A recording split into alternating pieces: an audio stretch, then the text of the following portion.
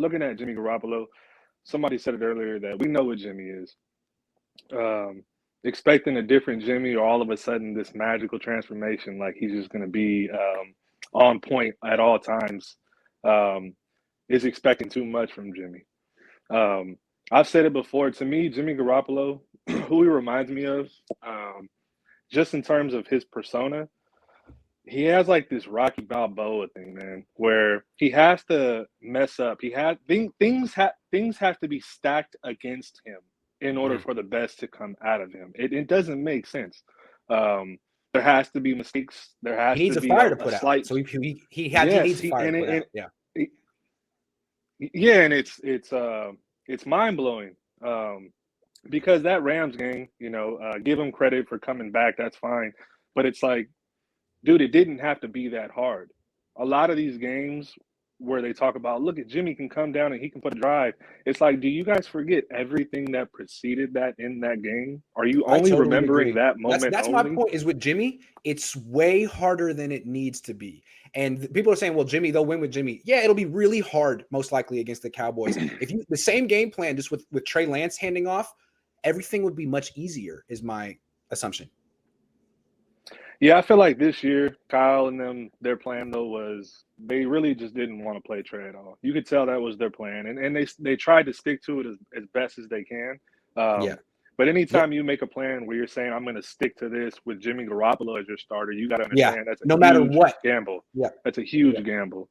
But again, to me, that's telling me that their goal this year was to make the playoffs, not win the Super Bowl. Of course, the goal is to win the Super Bowl, but it's not like we're all in to win it. We're going to be like, let's make the playoffs, and then we'll give ourselves a shot. It's a tournament. It's a crapshoot. Nah, man. No. You didn't know you're going to have Elijah Mitchell doing this. You didn't know Deebo Samuel was going to be an all-pro offensive weapon, running back, quarterback, wide receiver combination. You didn't know that. This team is better than you thought it was going to be. Go win the Super Bowl. Yeah, I think they are. And I think just like in 2019, I feel like in 2019 they were overachievers. And I feel like this year they're overachieving again. But I feel like the difference is you have guys who are in their primes right now. So like a Deebo Samuel. Somebody earlier said that Brandon Ayuk is the best receiver. No, he's not. Deebo Samuel is the best receiver. Yeah, I didn't say it, but it's Deebo. Deebo's the best receiver in like the league. Like Cooper Kupp got 190 targets. Imagine if Deebo could get 190 targets plus 50 carries. Deebo's one of those guys where if he's touching the ball, he's probably top 2, top 3 in terms of just most dynamic with the ball in his hands. He's just the most dynamic.